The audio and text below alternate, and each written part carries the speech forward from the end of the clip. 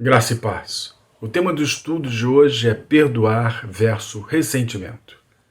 Feche os olhos antes de lermos a Bíblia. Vamos orar? Dá-nos a graça, Senhor Deus, do entendimento. Em nome de Jesus. Amém. Colossenses, capítulo 3, do verso 12 ao verso 17. Colossenses 3, do verso 12 ao verso 17, que diz: Revesti-vos, pois, como eleitos de Deus, santos e amados, de ternos afetos de misericórdia, de bondade, de humildade, de mansidão, de longanimidade. Suportai-vos uns aos outros, perdoai-vos mutuamente, caso alguém tenha motivo de queixa contra outrem. Assim como o Senhor vos perdoou, assim também perdoai vós. Acima de tudo isto, porém, esteja o amor, que é o vínculo da perfeição. Seja a paz de Cristo o árbitro em vosso coração, a qual também fostes chamados em um só corpo, e sede agradecidos. Habite ricamente em vós a palavra de Cristo, instruí-vos e aconselhai-vos mutuamente em toda a sabedoria, louvando a Deus com salmos e hinos e cânticos espirituais, com gratidão em vosso coração. E tudo o que fizerdes, seja em palavra, seja em ação, fazei o nome do Senhor Jesus, dando por ele graças a Deus Pai. Quando Paulo escreve aos Colossenses, ele estava preso. Essa carta é bastante parecida com a Epístola aos Efésios. Portanto, Paulo ele entendia que os cristãos deveriam abraçar vários fundamentos da fé cristã. O objetivo da carta aos Colossenses era refutar, combater certa heresia que estava se infiltrando na igreja, ou seja, alguns falsos mestres estavam tentando fazer aparecer seus nomes através dos ensinamentos de doutrinas diferentes, num misto de crenças judaicas e gregas. Isto estava confundindo as pessoas daquela comunidade. Paulo se preocupa, sem dúvida nenhuma, em resgatar os valores morais, éticos e da comunidade, principalmente através do testemunho dos membros. Eles deveriam fazer o nome de Jesus conhecido. Ele começa seu discurso com coragem, com ousadia. Ele não se intimida de ter que chamar a atenção de alguém com mais aspereza. Seu amor não levava a agradar pessoas, mas cuidar do rebanho de Deus. E aqui Paulo orienta como buscar as coisas de Deus, a pensar nas coisas de Deus e morrer à natureza terrena. E aí ele cita vários exemplos: prostituição, impureza, lascívia, idolatria, desejo maligno, avareza, que é idolatria, por essas coisas que vem a ira de Deus. Mas de acordo com os ensinamentos de Paulo, eu quero aqui destacar 3 virtudes que nós precisamos guardar na caminhada cristã. A primeira virtude está lá no versículo 12.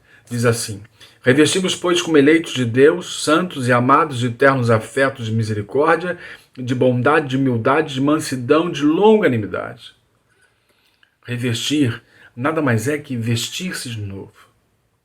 Quando somos revestidos como eleitos de Deus, somos cobertos de misericórdia, de bondade, de longanimidade, de mansidão, porque somos cheios da presença de Deus. É o Espírito Santo de Deus que habita em nós. E isso faz com que sejamos revestidos como eleitos, ou seja, escolhidos por Deus. A segunda virtude que eu gostaria de destacar no texto é o versículo 13. Lá no versículo 13 diz assim: Suportai-vos uns aos outros, perdoai-vos mutuamente, caso alguém tenha motivo de queixa contra outrem. Assim como o Senhor vos perdoou, assim também perdoai vós.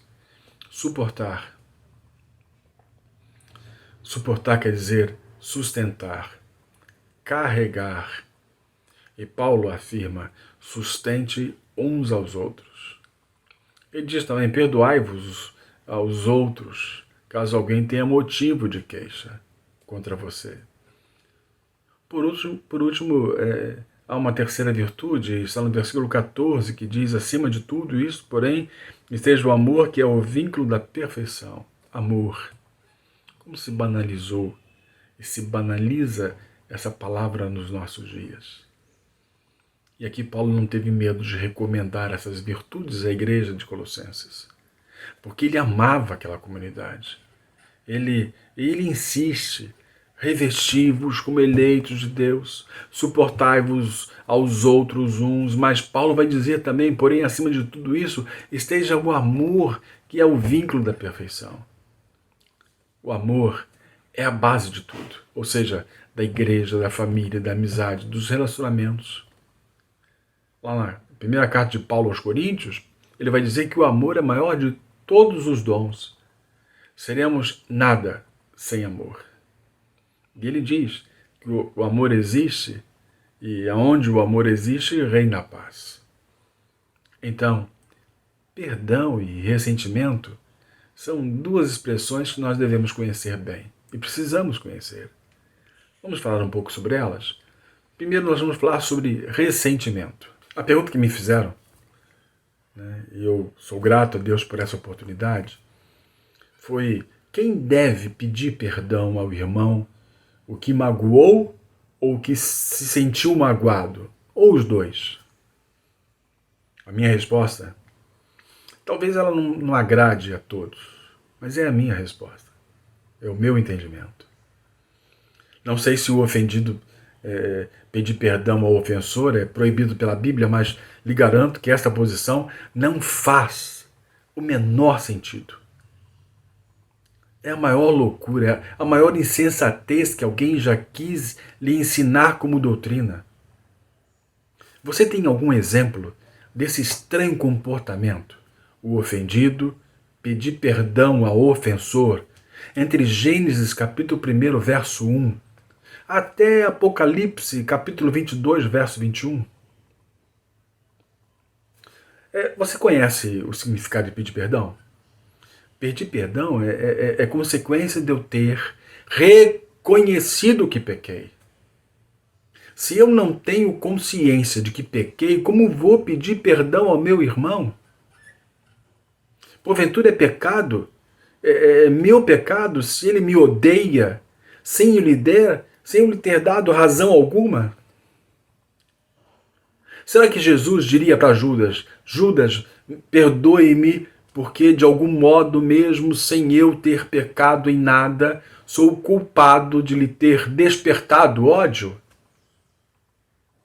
Será que o pai do filho diria ao filho pródigo: filho, me perdoe por minha fortuna, que roubaste, não ter dado para sustentar por mais tempo junto às prostitutas? Isso é a maior loucura, a maior insensatez do mundo. Seria bom deixar bem claro Mateus 18, 21, que diz que é o ofendido quem perdoa. Ele não diz em momento nenhum que é ele quem vai pedir perdão. Seria um contrassenso. A Bíblia me dá também o direito, mas não a obrigação, de, em amor, sem ódio, procurar fazer-lhe se arrepender. É claro que o ofendido quem deve perdoar, sem dúvidas nenhuma, não tenho dúvida disso. E perdoa, independente do ofensor lhe pedir perdão.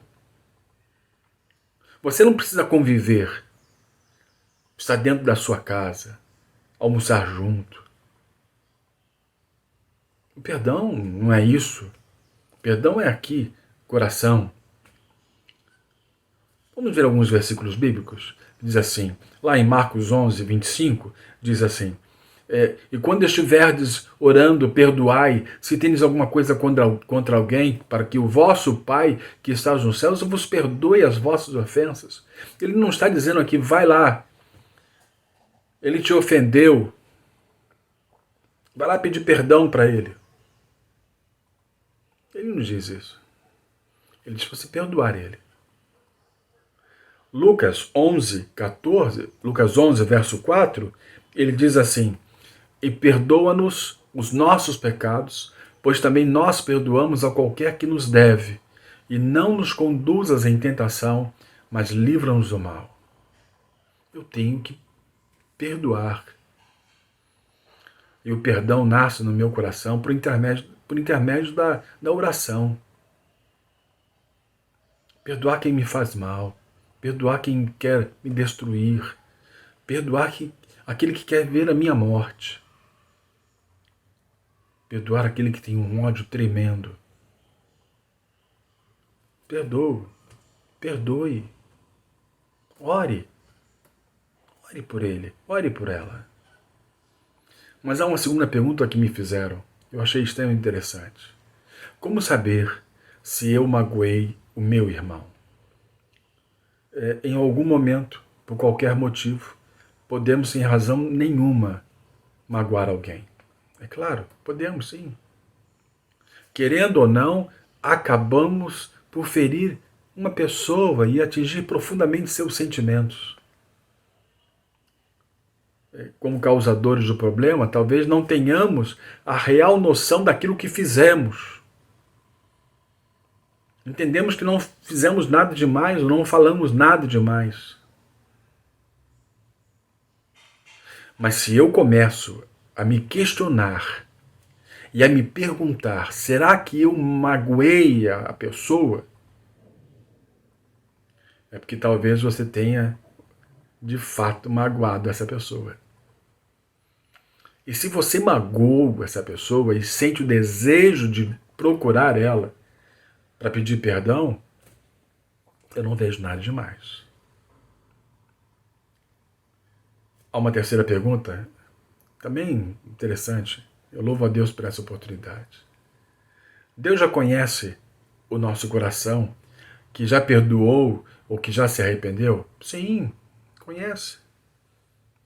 Vejamos o que Jesus ensinou sobre o perdão. Jesus ensinou aos seus discípulos que eles deveriam orar a Deus pelo perdão por coisas que tinham feito de errado. E ele deixou claro que receber o perdão dependeria deles perdoar os outros. Eles deveriam orar assim: Deus, perdoa-nos as nossas dívidas, assim como nós perdoamos aos nossos devedores. E aí você pode ler o capítulo 6. Na vida diária, podemos nos encontrar envolvidos em conflitos com outras pessoas. Não é fácil reagir de forma correta no meio de uma briga feia, mas a Bíblia tem bons conselhos para acalmar os ânimos e resolver o conflito. Olha, numa discussão, num mal entendimento, existem alguns conselhos que valem a pena serem seguidos. Provérbios 18, 13, ele diz assim: quem responde antes de ouvir, comete insensatez e passa vergonha. Muitas discussões ficam feias, porque ninguém está ouvindo o que o outro está dizendo. Procure entender a razão do aborrecimento antes de responder. Um outro conselho, Provérbios 15, verso 11, diz assim: a resposta calma desvia a fúria, mas a palavra ríspida desperta a ira. Gritar só piora a briga. Quem respira fundo e fala com calma retoma o controle da conversa. Um outro conselho, Provérbios 12, 16. Ignorar o insulto. O insensato revela de imediato o seu aborrecimento, mas o homem prudente ignora o insulto. Durante uma briga, as pessoas dizem coisas que não deveriam dizer. Perderam o controle. Ignorar o insulto mostra maturidade, que o outro não lhe pode afetar. Outro conselho, Romanos 12, 17, diz assim: não retribuam a ninguém mal por mal. Procurem fazer o que é correto aos olhos de todos. Quando você retribui mal por mal, você perde toda a razão. Retrucar só piora a briga. Se você agir de forma correta, você terá a vantagem moral. Vamos então ver alguns conselhos, repeti-los. Ouvir antes de falar. Responder com calma. Ignorar o assunto. Não retrucar. Mas existe um outro. Trate com respeito. Provérbios 11, verso 12, ele diz assim: o homem que não tem juízo ridiculariza o seu próximo, mas o que tem entendimento refreia a língua. Ridicularizar o outro só faz enfurecer mais. Quando a outra pessoa se sente respeitada, ela vai se acalmar. Quer um outro conselho? Provérbios 15, verso 18. Diz assim: o homem irritável provoca dissensão, mas quem é paciente acalma a discussão. Muitos conflitos acontecem porque as pessoas envolvidas não estão com paciência. Ter um pouco de paciência para tentar entender o que se passa acalma o conflito. E por fim, Colossenses 3,13, que diz: suportem-se uns aos outros e perdoem as queixas que tiverem uns contra os outros. Perdoem como o Senhor lhes perdoou. No fim de todo conflito, é preciso perdão. Quando não há perdão, vem ressentimento e mais conflitos podem acontecer. Perdoar restaura amizades. Aí Mateus 5,9, ele completa dizendo: bem-aventurados pacificadores, porque serão chamados o quê? Filhos de Deus. Então, para que nós compreendamos o perdão e o ressentimento. Ressentimento é mágoa que tem que ser retirado do nosso coração. O perdão, ele tem que existir dentro de nós, ele tem que existir no nosso coração. O ofendido, ele não precisa obrigatoriamente procurar o ofensor. Ore por ele. Suplique ao Senhor que quebre esse coração. Mas o ofensor, ao sentir na sua consciência, será que eu ofendi alguém? Ele ofendeu. Que Deus abençoe você. Que nós possamos viver em paz, em harmonia. Que possamos ter uma comunidade unida, onde o amor e o respeito tomem totalmente os lugares do nosso coração. Que Deus abençoe você. Que Deus abençoe a sua vida. Feche seus olhos. Vamos orar. Senhor, obrigado por esses momentos. Queremos agradecer pelas tuas bênçãos. Traga paz no nosso coração e em nossa comunidade. E que o amor de Deus, que a graça do nosso Senhor e Salvador Jesus Cristo e que as consolações do Espírito Santo conosco estejam, irmãos, hoje e pelas eras eternais. Amém. Que Deus abençoe sua vida, que Deus abençoe sua família. Em nome de Jesus.